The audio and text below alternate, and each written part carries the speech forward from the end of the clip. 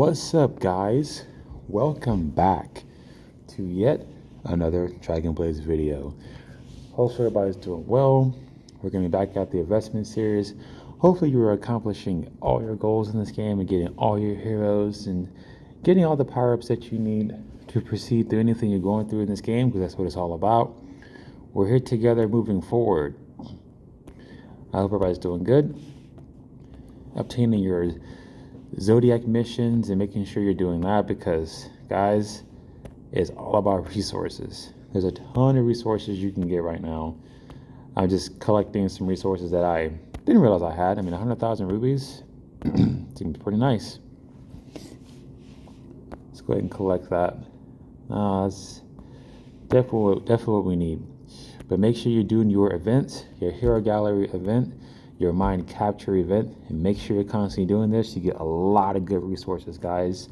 Tons of resources from your special attendants. Make sure you're not missing days. Keep up with that. Puzzle event, make sure you're getting all your special missions done. I can't do the Odyssey. I don't really care to do these multiple times, but the Odyssey is out.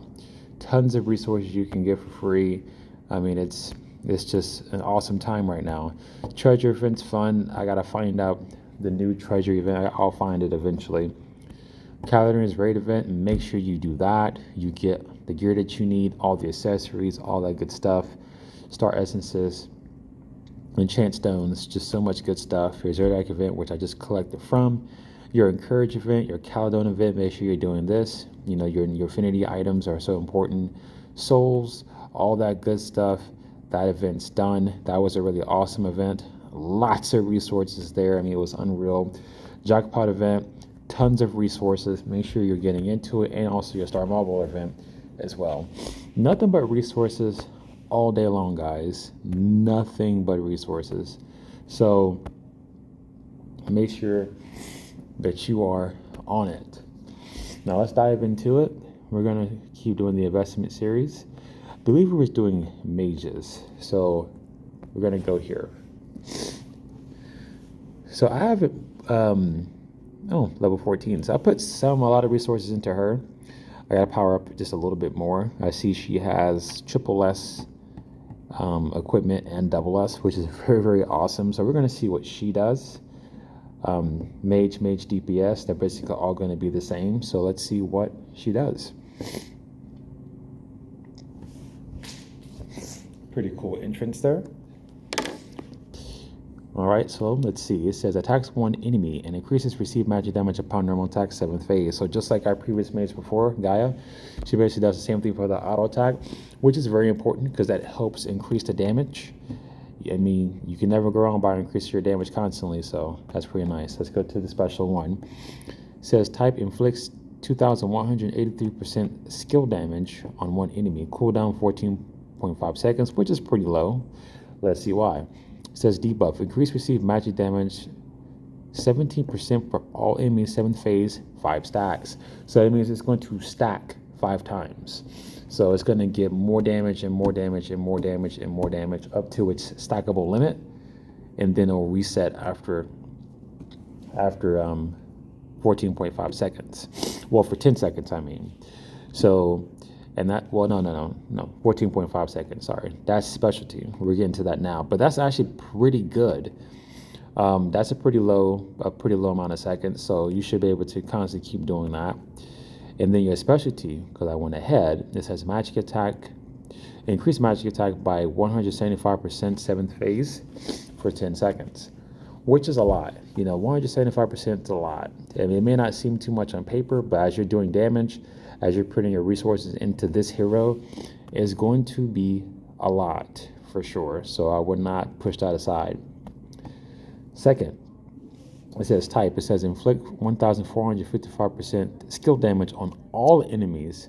Cooldown 17.3 seconds. Let's see why. It says buff. It says increase NIT by 29% for all allies. 7th phase, 5 stacks. I mean, it's going to stack 5 times, so it's going to be way more than 29%. And it's a 7th phase buff. So as long as the debuff is 6th phase or lower, it's not going to affect it. And let's not forget, your NIT is your main stat. So very powerful, all important things there. And then we're going to go to specialty. And it says inflicts the same additional skill damage on one enemy upon normal attacks, only for bosses. So that's not bad. Gotta have something for the bosses here. So not bad at all. Having an AoE attack really does help. And to think that she increases all allies, that includes herself, NIT, I mean that's pretty good. Let's go to her ultimate. It says signature skill condition upon charging 100% signature energy. It says buff, increase magical attack by 372% per all allies, 7th phase, 5 stacks. Keep in mind, it's going to stack 5 times. That's a lot of damage, for sure. That's a lot of damage. And then debuff, increase receive magic damage by 93% per all enemies, 7th phase, 5 stacks. I mean, it's going to stack 5 times. So again, you definitely want to have Gaia paired up with her. And then there's a tank that I did a while back that supports mages. You want to have him. Like, your mage team is going to do a absurd amount of damage as long as you invest into them. And yes, the drop rates for cards are very low, but you can also invest in your heroes a whole different way. I did comment on my last video about hero percentages and drops and stuff like that. Yes, I'm well aware, but this is a video that allows you to figure out who you want to invest in for a long period of time. I know the rates and stuff like that. It's not going to be easy always getting them, so I want to point that out. But for the most part, yes, you can power them up other than just hero cards. You have infinity artifacts to power them up as well. It takes a lot more, unfortunately, but yeah. I just had to put that out there. And then specialty 1 inflicts 11,640% skill damage on one enemy. So her ultimate is actually quite powerful. It does a lot, and the debuff really helps out too. So she makes it easier to do lots of damage over time and just flat out and constantly just stacking. So that's actually pretty powerful. She's actually a good mage, really good mage. I'm happy I put some investments into her. That's quite powerful. But let's go back to her active skills, because sometimes they leave out important information. So we're just going to kind of go through these real quick.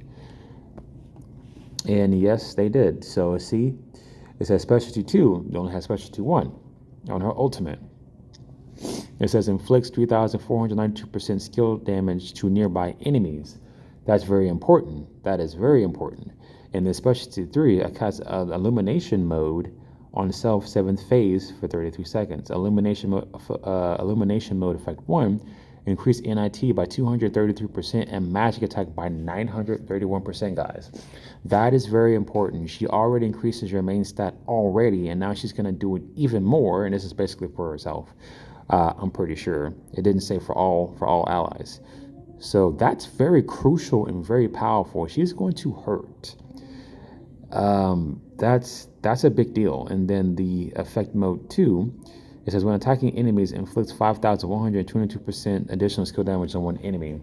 So that's very meaningful. She's going to hurt a lot. And then we're going to go to her passive skills. It says conditional special skill cooldown 31.2 seconds. Condition when your HP is higher than 90% or higher. Debuff, increase receive single damage by 35% for all enemies, 7th phase for 25 seconds. That's quite good. The more debuffs, the better. Specialty, inflicts 2,425% skill damage on one enemy.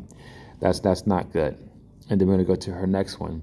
It says passive, personal passive, increase magic attack by 146% and single attack by the same percentage, which is also good. She's all about powering up, getting as much damage as possible. Definitely really good mage here. Then you have your ally aura, increase magic attack by 58% and single attack by the same percentage. So it's nice. She's giving your allies more magic and single attack to definitely hurt and try to get the job done. Very, very good. And then enemy aura, increase receive range damage by 15%, which is very important because your mages are ranged. They can kind of stay in the back line. Like father, like daughter. That's pretty awesome, actually. This is cool. It says siege loop passive battle. So this is basically for, like, if you're in, like, I believe this is guild content. So this is for that. Personal passive, increase ranged damage by 291%, NIT by 78%, additional boss damage by 146%, and magic attack by 291%, which is quite good. That's going to be really helpful when you're doing the loot battle. I like aura. It says increase magic attack by 116%, NIT by 29%, and additional boss damage by 58%. Enemy aura, increase received magic damage by 29%. Specialty 1 inflicts 3056% additional skill damage on one enemy upon normal attacks.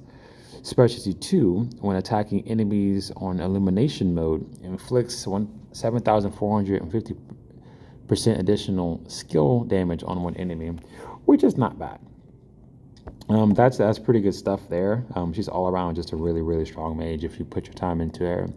My attack is my increase your skill attack by 383%. This is just me. Same thing for your magic attack, and then 184% for the siege loot battle. So nothing too crazy there. And then we have Chatterbox, which is funny. Your infinity passive says personal passive, increasing magic attack by 99% and ranged attack by 343%, which is quite a bit, actually. That's a lot. She's going to hit you from afar for sure. Ally Aura, increased skill attack by 45% and NIT by 15%. Specialty, upon using attack mode, increase your magic attack by 175%, 7th phase for 2 stacks, means it's going to go up 2 times, which is quite powerful. And then you have your siege loot battle passive, personal passive, increase additional boss damage by 109%. Ally Aura, increase magic attack by 173%, skill attack by 191%, and range attack by 100%. Specialty 1, upon using illumination mode, inflicts ×2 skill damage on one enemy. That's very important. She's going to hit like a truck. That is pretty awesome right there. And then you have Specialty 2, when attacking enemies on illumination mode, inflicts 7,450% skill damage on one enemy. So what I think overall, she's really powerful. She's all around really good, trying to get as much damage out as possible. She's definitely worth it 100% if you want to invest into her. I actually need to finish my jewels down here. I didn't realize the bottom ones. I need to finish that, which I will, and get the armors and stuff done. And she's getting close to infinity as well. But she's definitely worth getting into for sure. Highly recommend you invest into her if you're looking for mages. Obviously, we're waiting for the 4th impact mage, and then even so, you're going to have to also invest into your team, because they're going to need to be able to do damage to help you through your missions, because sometimes they can restrict you in this game, like they've done in the Phantom Tower. They actually restrict you from using certain characters. Right now I'm using mages, so I have to power up all of my mages just to get through that.